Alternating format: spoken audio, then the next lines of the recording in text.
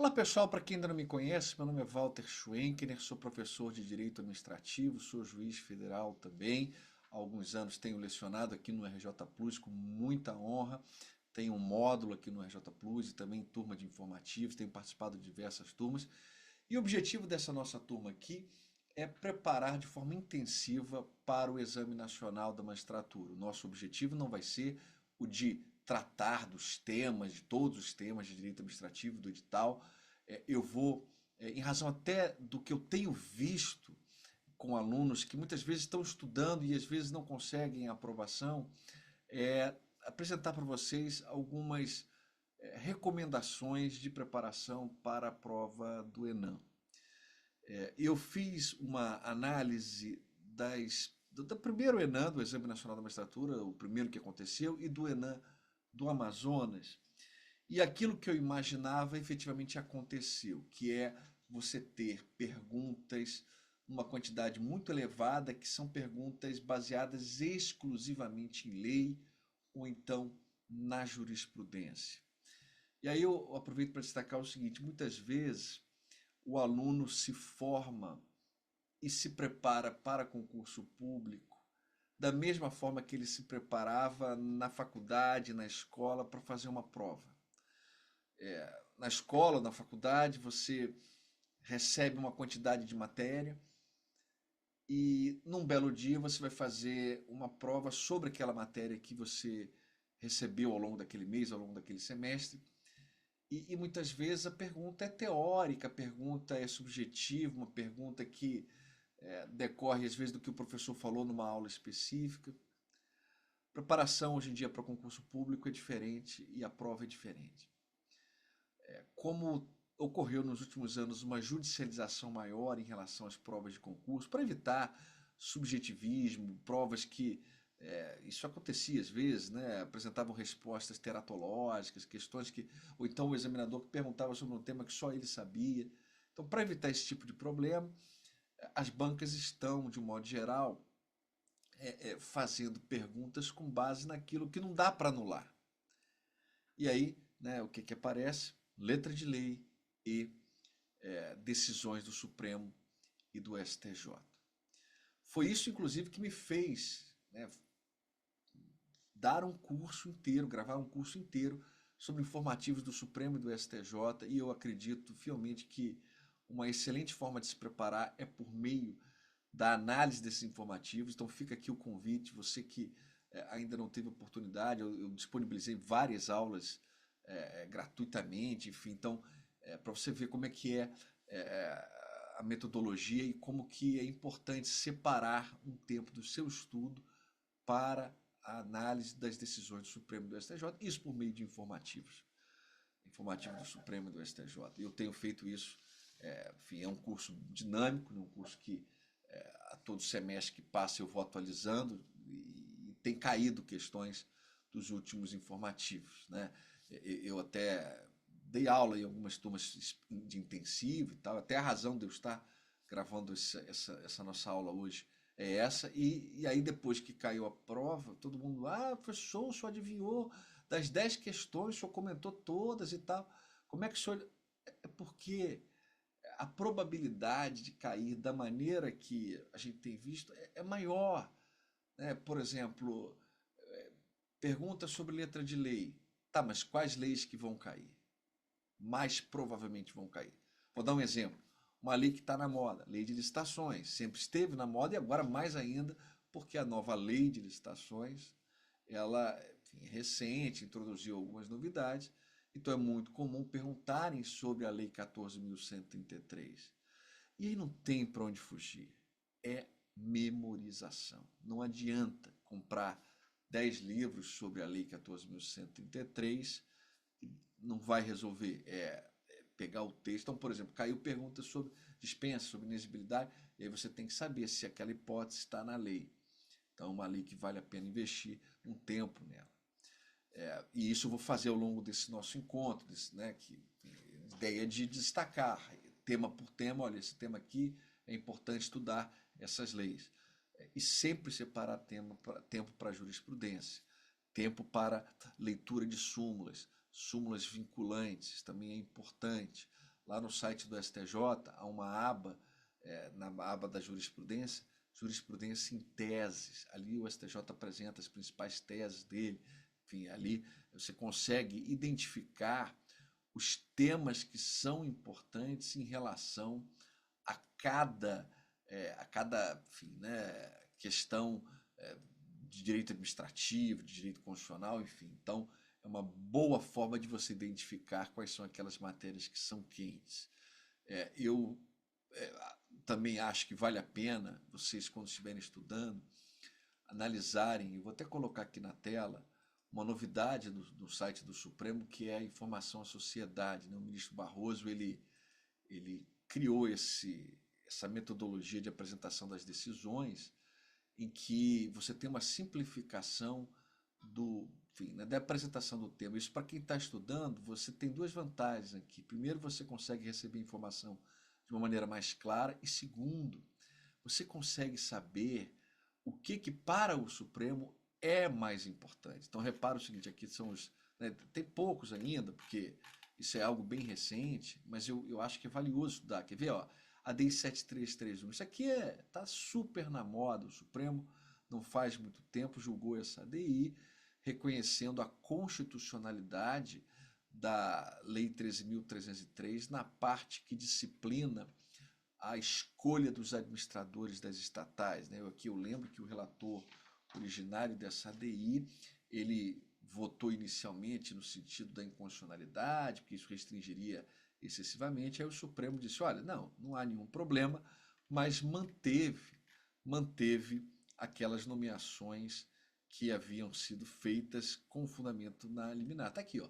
Os ministros mantiveram os efeitos da liminar do relator ministro Lewandowski, o que garante a permanência no cargo das pessoas indicadas.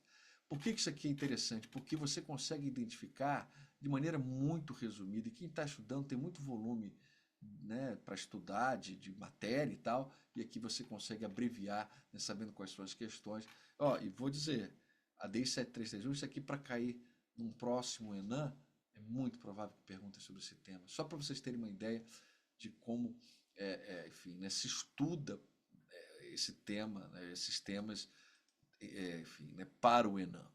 Outro ponto que eu queria também chamar a atenção aqui é o seguinte, vou colocar aqui na tela, só para vocês terem uma visualização de como que tem caído. Olha só, primeiro ENAM, né? Vou colocar assim, peraí. Primeiro ENAM, abordagem por questão, tá assim, ó, lei, grande maioria, né? 4 questões das 10, 36%. Não, aliás, perdão, grande maioria, falei bobagem, né? Grande maioria foi lei. 6 das 10 diziam respeito à lei. O que isso significa? Bastava você saber o teor da lei para responder corretamente a questão. Então, olha só, cinza e azul, sabendo lei, sabendo, sabendo jurisprudência, que é o cinza, e sabendo lei, que é a parte azul, você consegue a maioria das questões. E aí você tinha aqui uma só sobre teoria. Na do Amazonas, você tinha, aí já mudou um pouquinho, porque aí ficou mais lei do que jurisprudência. Na primeira foi mais lei, né? Lei do que jurisprudência. Aqui, ó, lei, deixa eu pegar aqui, tirar aqui, ó. Lei foram 6, perdão, jurisprudência foram 6, lei foram 4. Aqui já nós temos na lei, já inverteu, né? Lei mais do que na jurisprudência. 9 questões sobre lei. Aqui 4. Aliás, eu estou falando questões, mas só uma correção. Porque às vezes a questão é sobre lei e jurisprudência. Então, por isso vocês vão encontrar somando mais do que 10. Né? Não são, só uma correção, não são 10 questões, são 6 situações em que você tinha que saber a lei, enfim. Né? Então aqui, ó, 6 mais 4 mais 1 dá 11. Então aqui quase que, né, 6 questões por lei, praticamente 6 por lei, 6 por jurisprudência, 4 por lei e praticamente uma de teoria. Assim, o importante aqui é vocês verem que o azul e o cinza predominam, confirmando aquilo que eu mencionei.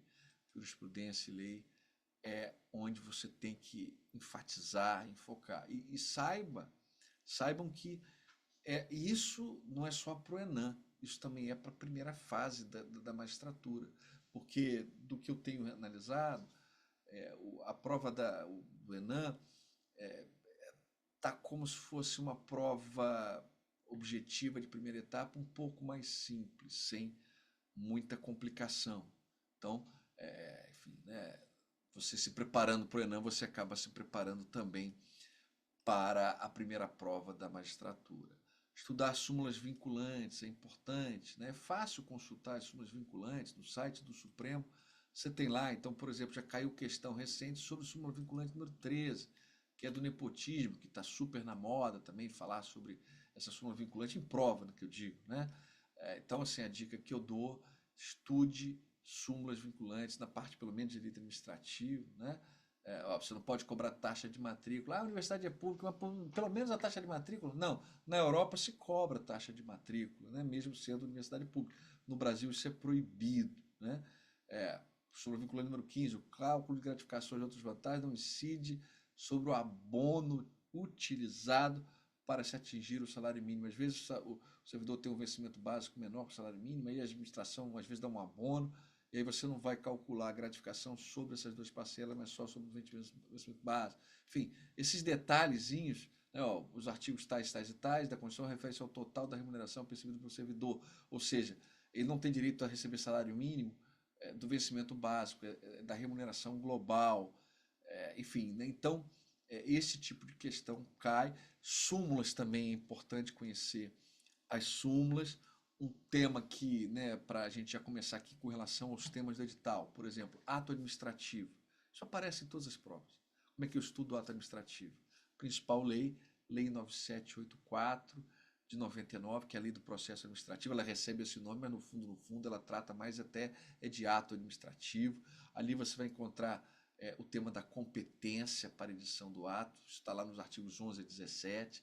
Está lá a delegação, a vocação, é um tema recorrente em prova de concurso.